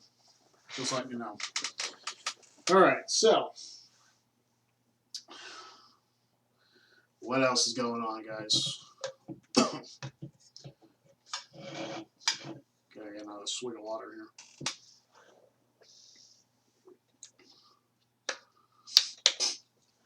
An option for the wheel, Greg, would be to cut a promo by a wrestler. Or cut a promo. I really should add a cut a promo thing for him. Maybe take out Road Story and put in promo time.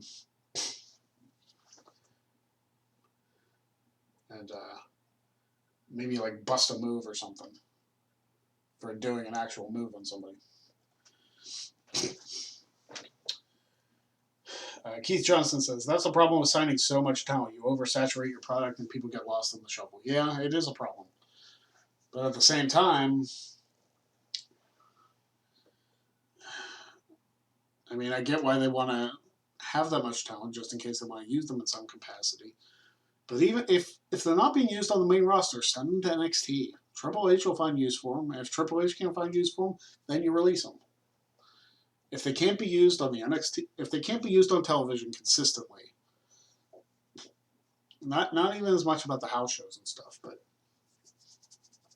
and maybe that's why they keep so many people on, so they can wrestle on the house shows, on the lower televised events like Superstars or something.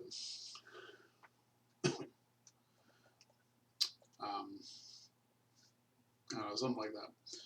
Greg, rank your top tough guy wrestlers in real life, not kayfabe. Well, Haku would be probably number one.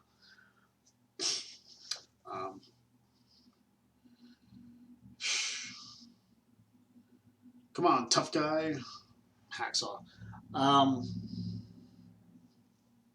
Trying to think who's somebody who you wouldn't want to mess with. Shoot, probably Kurt Angle. I mean, he's an amateur wrestler, so why would you want to go after him?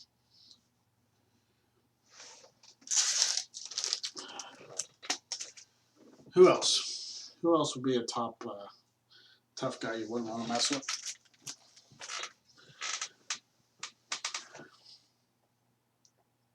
I don't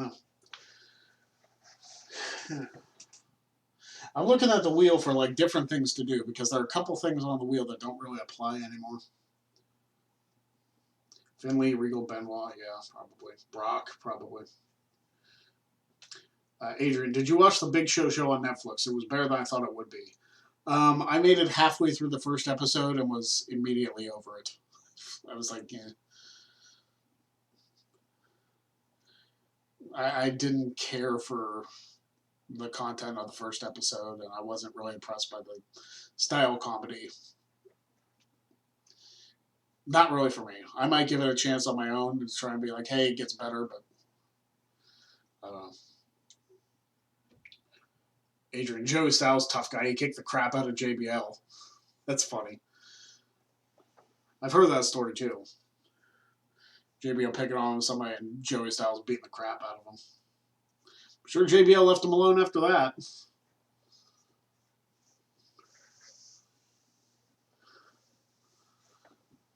I'm sure people respected Joey Styles a lot more after that too.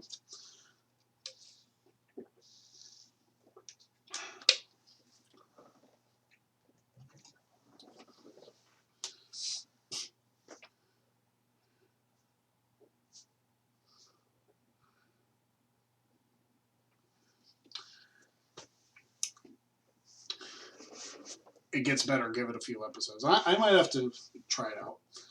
My wife and I were both just kind of like over the first episode. If the like political progressive ideology of the middle daughter continues, it's like, yeah. It's like if it's going to be like heavily like politically like motivated, it's like I don't really want to deal with it because screw politics.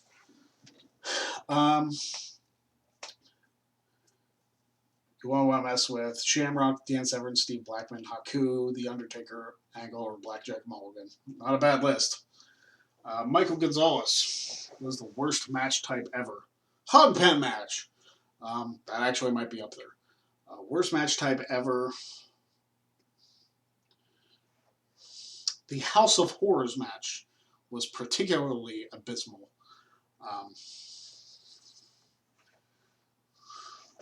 And then it just like ended in the ring. Really stupid. Yeah, I'm glad the Firefly Funhouse match was not a recreation of the House of Horrors match because I would have crapped all over it. But House of Horrors was probably one of the worst things I've seen. And I stand by that. There's no redeeming quality to that match whatsoever. I know Bray won. That's not enough to redeem how bad that entire feud was. Which sucks because the build-up for Orton and Wyatt was so good and so personal, but the matches suck so hard. I don't know who to blame there. Maybe they just don't have chemistry, Orton and Wyatt. But Bray has good chemistry with a whole bunch of people. Orton has good chemistry with a bunch of people. Those two do not work together well. I don't know what it is.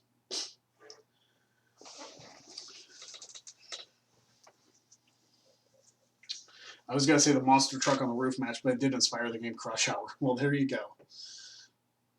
Greg, what was your opinion, meaning your honest opinion on the Lions Den match? What a concept. Was the concept bad or was just the booking bad? Well, the Lions Den match was based on Shamrock's and Severn's previous MMA experience. So that's what that was. I wouldn't consider those matches bad by any means. But they also Attitude Era matches didn't last very long to begin with. So they weren't really like long, bad, drawn out things. They were just like short and they were there. So there's that. But the House of Horrors dragged on for like 20 minutes, trying to like force all these like horror elements into the thing, which didn't need to happen. And then the fight just wasn't entertaining.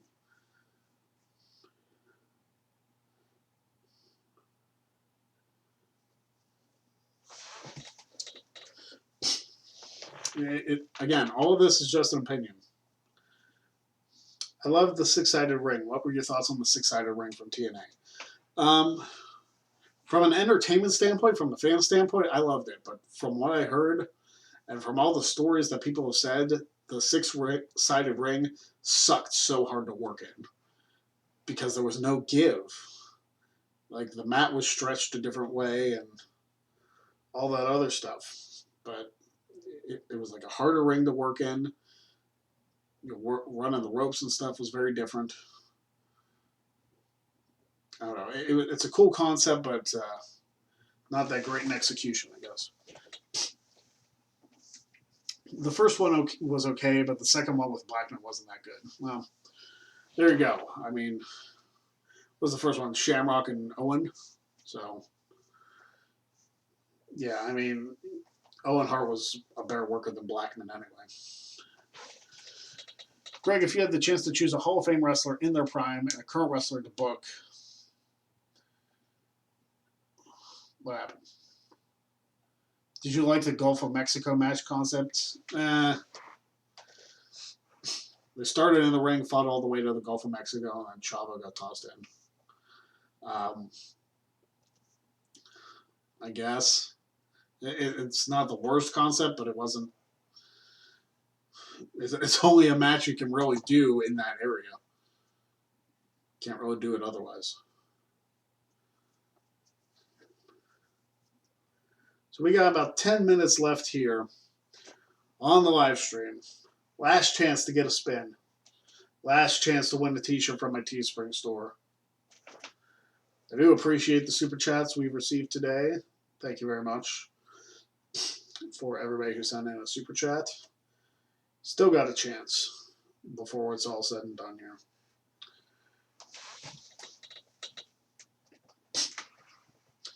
If you have a chance to book a Hall of Fame wrestler in their prime and they can't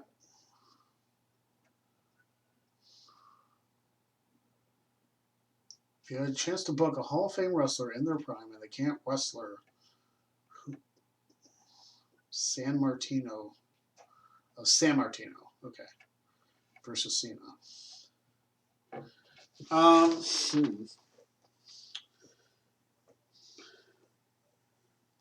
I would have loved to have seen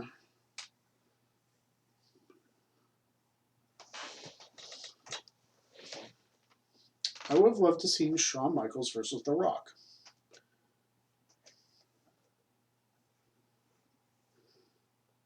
If you're talking about wrestlers that have never fought each other before, but Shawn Michaels in his prime versus The Rock in his prime. The Rock's not in the Hall of Fame yet. So the two of them going one-on-one, fantastic match. That's what I do.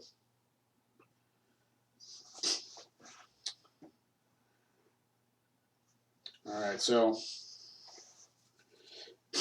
one last time before we finish out the stream here, and I'll get to a couple comments here, but we're finishing the stream up in about 8 minutes here.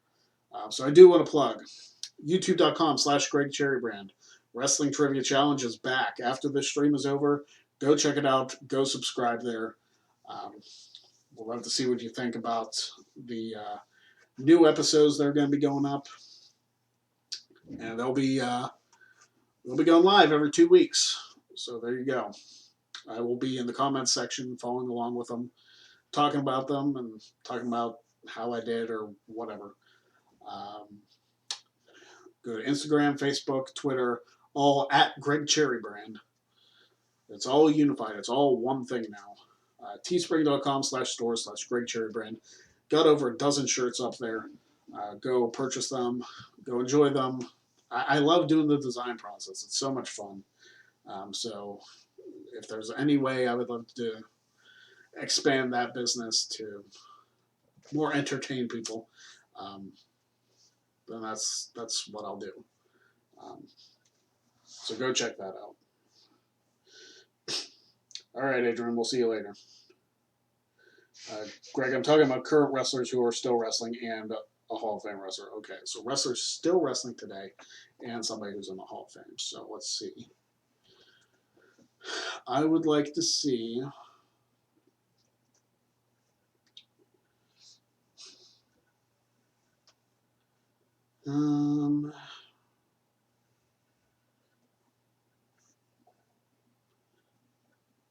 I would like to see Shawn Michaels versus Adam Cole.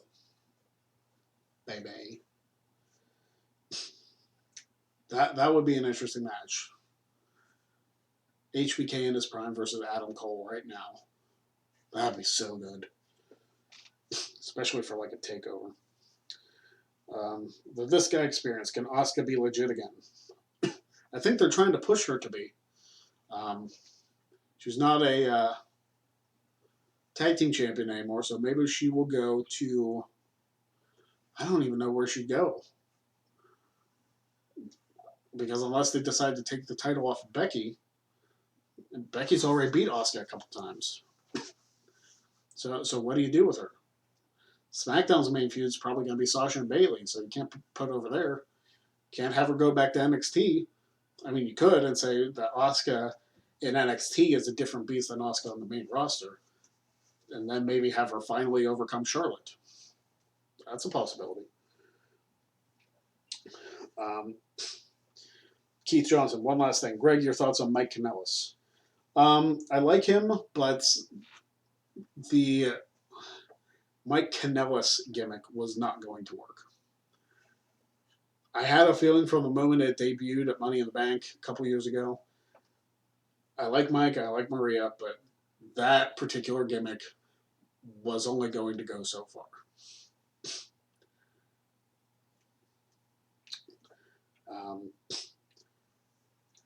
How about Andre versus Braun Strowman? If you're talking about like late 70s, early 80s Andre versus Strowman, that would have been something. But not like late 80s, early 90s Andre.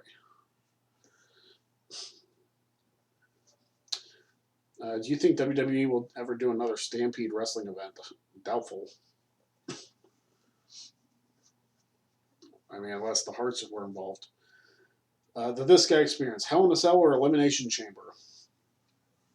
Honestly, I'm going to say Elimination Chamber because the last couple of years they've kind of murdered the Hell in a Cell concept at the namesake pay-per-view.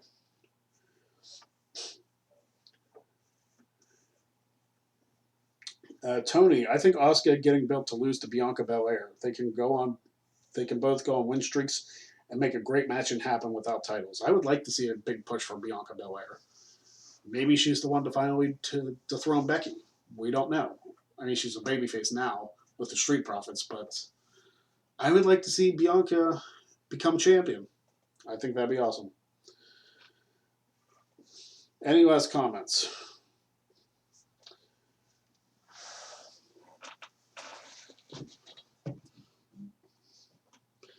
If anybody sends in a super chat, I will. That's the thing. If anybody were to send in like 3 super chats in a row for me to get wheel spins, I would fulfill all the wheel spins before I went off the air. 5 o'clock is just the cutoff.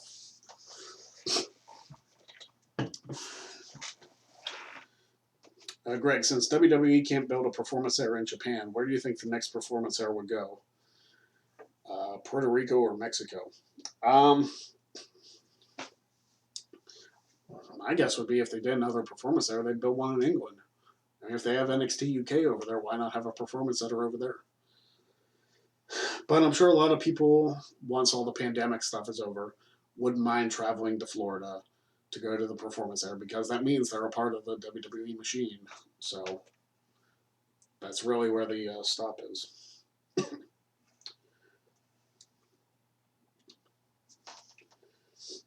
All right. So I'm going to end the stream about a minute or so early. It's okay. But I will be back next Sunday. I'm going to return to Sundays for my live streams for now.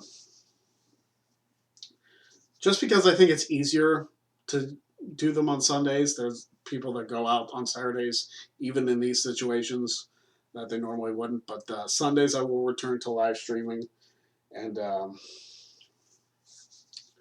we will go from there. So next Sunday, check me out on the live stream here on the NoDQ.com channel. Follow me on Twitter, Facebook, and Instagram at Greg Cherry Brand. Go subscribe to my YouTube channel, youtube.com/Greg Cherry Brand. Buy a shirt, teespring.com/stores/Greg Cherry Brand. If I haven't beat it into your head where my social media handles are at, there you go. So, yeah, Curtis, you're just a little too late. If you sneak in a super chat, then I'll stay a little bit longer. But until next week, when I return next Sunday at 3 p.m. Eastern, this is Greg Cherry. Follow me on my social media. Go buy some shirts so I can keep having more motivation to make some more, and we'll go from there. So, Alex James, yes, I will talk to Jeff Meacham about the skips. So, because that didn't come up in the last episode, but turns out it didn't really matter.